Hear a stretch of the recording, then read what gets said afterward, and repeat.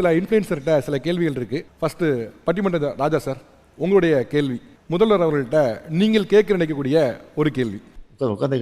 நன்றி சார், வணக்கம். நிறைய திட்டங்கள் வருங்காலத்தில் அடுத்த முதல்வர் 2.0 நீங்கள் அறிவிச்சிருக்கிறீங்க. இந்த திட்டங்களால் மக்களுக்கு என்ன விதமான நன்மைகள் வரும்னு நினைக்கிறீங்க?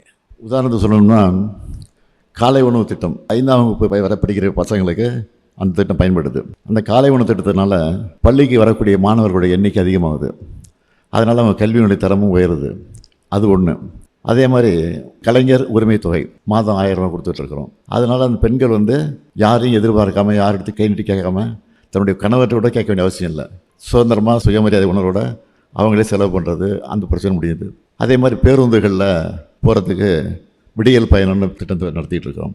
யாரையும் எதிர்பார்க்காம அவங்க அம்மா வீட்டுக்கு, அவங்க சொந்தக்காரங்க வீட்டுக்கு டக்குன்னு கிளம்பி போகிறாங்க. அதனால் மாதம் 900 ரூபாலேருந்து 1000 ரூபா வரைக்கும் மாதம் மிச்சமாகுது. அதெல்லாம் அவங்களுக்கு பல வகையில் பயன்படுது. ஆக இந்த அடிப்படையில் தான் இந்த திட்டங்களை தான் கொண்டு வந்திருக்கிறோம். இந்த திட்டங்கள் பெண்களை அதிக அளவில் கவர்ந்துருக்கா? நிச்சயமாக கவர்ந்துருக்கு.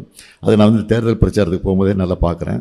தேர்தல் பிரச்சாரம் மட்டும் இல்லை, இடையில் அரசு நிகழ்ச்சிகள், கட்சி நிகழ்ச்சிகள், இது போன்ற பல நிகழ்ச்சிகள் போகும்போது பாலையில் இருமுன்னு நின்றுக்கிட்டு வரவேற்பு கொடுக்கறது, ரொம்ப பாராட்டி பேசுகிறாங்க.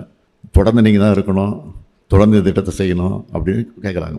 இப்போ கூட அந்த 1000 ரூபா கொடுக்குற திட்டத்தை உயர்த்தி 2000 ரூபா கொடுக்குறதான்னு சொல்லியிருக்காங்க. இது அவங்க வச்ச கோரிக்கை இல்லை, இது நாங்களாக முடிவு பண்ணி நாங்களாக அறிவித்த திட்டம்.